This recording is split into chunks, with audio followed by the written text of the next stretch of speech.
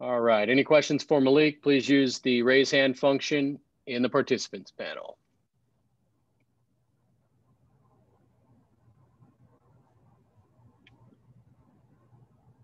First question will come from Harold Gutman with the San Jose Mercury News. Go ahead, Harold.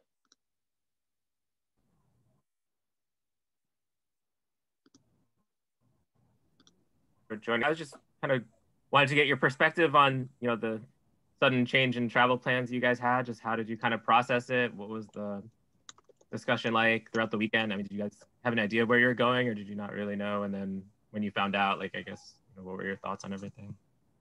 Yeah, I guess when the news first came out that the county weren't allowing us to practice here anymore, we kind of were just hearing word that our administration was working on finding a new location for us. So we were kind of just sitting back. It was a Sunday while we had a day off, so we were resting and recovering, kind of just sitting back to hear news on where we were going to be headed. And so once we found out that we were going to be headed to Seattle, obviously not practicing at your field and not being on your home ground isn't ideal. But I mean, the energy of this team has been great. I think we've all really adapted to the change. We've been excited. We've been working hard, been having positive energy around the team, and just using the situation to make the most out of it. I think all of us, we want the administration and the staff to know that we want to play, and we're willing to do anything possible to make that happen. So it's been good just being here for these last few days just to make that happen. Our next question will come from RJ Abadia with the Bootleg. So Malik, sack or interception, which is more fun? Probably interception. It was definitely really, really cool to get that sack on Saturday, but I think playing football, you realize that the most important thing is the ball. And so it's always good to get the ball back for our offense. And then I guess the serious part of the question is, did you feel like being aggressive and blitzing was something that was kind of Cal specific, or do you think it's maybe kind of a trend for you guys as you close out the season? I think it's just something that Coach Anderson just loves dialing up. Coach Anderson has a lot of variety in his defense, and when he feels like it's appropriate, he calls it. I've kind of had those opportunities in the past few games, but this week I was able to land one. So I think throughout the rest of the season, Coach Anderson, he always does a great job for prepping us, but he always wants to throw something different at the opposing team. So I was excited about this one because it landed, but hopefully get more of those opportunities in the future. Thank you. Our next question will come from Jacob Rayburn with the Cardinal Sports Report. Hey, Malik. Was wondering about your evaluation of Salim so far through 3 games. And then after that, your thoughts on Brandon Jones, Omari Porter, and Gilman, whose first name I won't butcher. Right. Man, Salim, as you know from last week, had a wonderful game. I think he's been progressing week to week and has been really putting some good stuff on tape. He's a really aggressive guy, really confident guy, and it's a pleasure watching him grow. I think I was like his big brother assigned to him last year, and he's always just been a guy who's going to work his butt off, but has the confidence, has the swagger to go out there and do well. So I'm really happy to see his progression over these last few games. And all the 3 freshmen that you've mentioned, they all have been working their butts off in the playbook, and I think all of them are prepared for the opportunity if it comes this season to put some good stuff out on tape. So all those guys have been showing some good things at practice and working hard, and I'm excited to see their future. Thanks, Malik. Next question, we'll head back to RJ Abadia. Go ahead, RJ. Hey, Malik, the numbers on 3rd down against Cal were certainly improved. And I'm just curious, as you look at the film, what stood out? I mean, I know execution is the buzzword, but what did you feel like you guys did better to get off the field in that game? Guys just made plays. I think starting with our pass rush, I think Coach Anderson dialed up a lot of good blitzes for us during the 3rd downs, but our pass rush got home and guys made plays. I hate beating on the head, but execution, I think that when guys do their job on our team, we're a good defense. And so on top of just guys making some really great plays and us executing on third down. I think that's the biggest contributor to our success.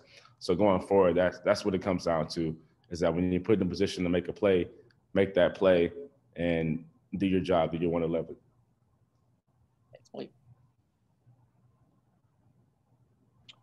Our next question, we'll go back to Jacob Rayburn. Go ahead, Jacob. Hey, Malik, I just wanted to actually follow up a bit on RJ's point just now and your answer about making plays. When guys kind of break down with their discipline and do more than their assignment asks or just get their assignment wrong, what are kind of like the common denominators that you see that kind of cause that? There was, for example, the 54-yard run by Moore in the Cal game. There seemed to be an assignment lapse on the side of the field where he broke free. Just wondering your thoughts about what leads to that sort of thing. Usually it's most likely a guy not doing an assignment or just not beating the person across from him.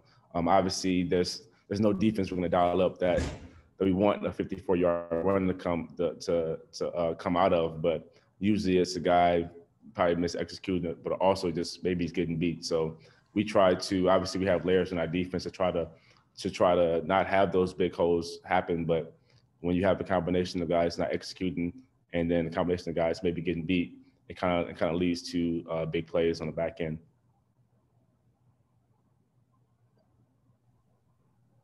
Our next question is from Harold Gutman. Go ahead, Harold. Yeah, I was just wondering, going back to, I guess, your team's like kind of unique situation. Just, is there any disappointment? I mean, you've already played your last home game, I guess, and, you know, I'm sure you're kind of expecting to be on the farm for a little bit longer than you will be this month, but just any kind of disappointment or frustration with anything that's going on, or how have you been able to kind of process it? I think it's obviously it's not, I guess, not an ideal situation that we're in. Obviously, you want to be home practicing and playing in our home stadium, but I think the whole just vibe and climate of our team has been not really feeding into that. Obviously, we can make a lot of excuses. We can give into a lot of like the distractions that we're going through, but I think guys are just excited to play Saturday. I think that we were really thankful for our administration to get this done, and we just can't wait for another opportunity to go out there and play. So even though it's not the perfect situation we want to be in, it just feels really good to know that we've been doing things right, and we hope to get the opportunity to play again on Saturday. We have time for one more question with Malik. We'll go to Daniel Martinez-Krams with the Stanford Daily. Hey there, I just wanted to follow up on that. On the flip side, right? Coach talked about how all of you, it's your reason you're in Seattle right now is because you wanted to play. And a lot of times people talk about road trips is you're able to focus on just football. Coach also talked about how you probably wouldn't be able to do this if classes were still going on. But how is this atmosphere like where you're just focusing on football, you're in an away place? Is that you're allowed to focus on football more? Absolutely. I think that obviously being at Stanford, you know, we're dealing with school, even though it's on Zoom this year, you kind of have a little more day that's filled up with things that aren't football. But now guys are kind of locked in. It's like, obviously you don't want to spend the whole day doing straight football, but you definitely have more time to watch film, dive into your opponent, dial into our own schemes and be the best player you can be. So I think in the times like this, when you don't have school, you're kind of on a road trip, you're kind of just in the hotel with your guys, you kind of have more time to just focus on your job, focus on your role in this team, and focus on executing on Saturday. All right. Thank you for your time, Malik. I appreciate it. Perfect.